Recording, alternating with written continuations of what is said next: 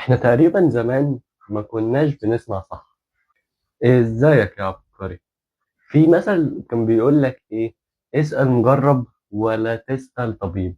طب ليه يا جدعان؟ طب ما هو قعد 8 سنين طب علشان يبقى طبيب بنسأله، وفي الاخر احنا ولا تسأل طبيب. انا ما كنتش عايز افاجئك يعني، بس هي المفروض اسأل مجرب ولا تنسى الطبيب. طب بقول لكم ايه يا جدعان؟ ما تيجي احكي لكم حدوته. يا كان يا مكان، يا سعد يا إكرام. أما مين سعد وإكرام دول؟ هدول قرايبك يعني ولا إيه؟ هو المفروض أنا ما كنتش عايز أفاجئك، بس هي كان يا مكان يا سادة يا كرام، مش سعد وإكرام. طيب يا سيدي، كتر ألف خيرك. إيه؟ قول تاني كده.